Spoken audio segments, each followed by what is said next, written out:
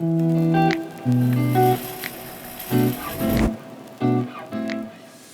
mon nom est Jonathan de la torréfaction des têtes brûlées. Aujourd'hui, je vais vous parler des différentes torréfactions, en tout cas les plus populaires. Et puis, si ça convient ou non selon le type de machine. On a les torréfactions les plus populaires, dans le fond. Là, vous avez la torréfaction blonde, la torréfaction brune, la torréfaction mi-noire et la noire. Donc, quand on va aux deux extrémités, c'est là qu'on peut avoir certaines difficultés. On va commencer par la blonde. La blonde, ça va être des cafés qui vont être beaucoup plus fruités, plus acidulés. Par contre, ici, on a le vert. Quand ça arrive ici en sac, c'est la couleur du café. Et si on va vers le blond, la différence, il y a une différence de couleur, oui, mais elle n'est pas énorme. Donc, le grain ici, de base, est très dur. Si on le torréfie pas trop longtemps, il reste très dur. Donc, pour les moulins, c'est plus difficile. C'est sûr que si vous utilisez un café comme celui-là, vous risquez d'être obligé de changer les meules de votre moulin un peu plus souvent. Aussi, on conseille d'utiliser la pré-infusion avec ce café-là parce que l'eau va avoir plus de difficulté à rentrer dans le café. Donc, on recommande d'utiliser la pré-infusion pour un café qui est plus pâle. À l'autre extrémité, le café noir, même chose, on conseille la pré-infusion. Pour les mêmes raisons, l'eau va avoir plus de difficulté à rentrer à l'intérieur du café pour faire vraiment une bonne extraction de votre café. Je vais juste revenir sur le blond. Et le noir aussi, ça va s'appliquer.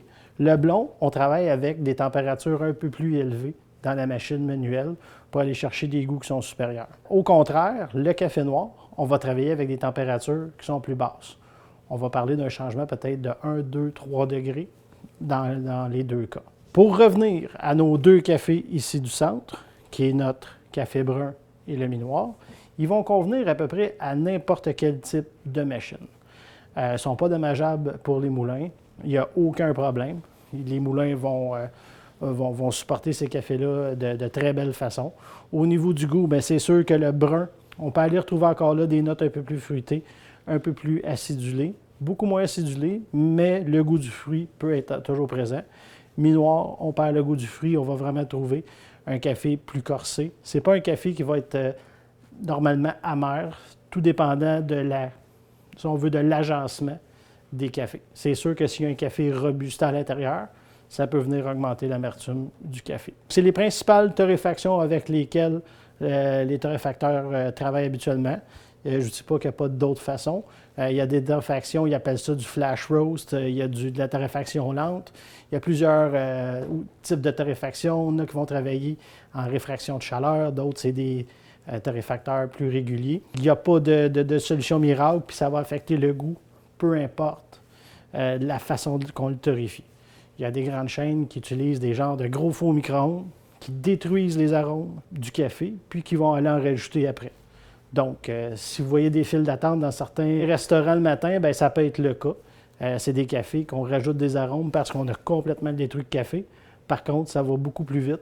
On peut le faire en plus grosse quantité. C'est pour ça que c'est important, si vous voulez vraiment avoir un café d'une très bonne qualité, d'aller dans des petites boutiques de spécialité qui vont pouvoir vous conseiller sur vos cafés.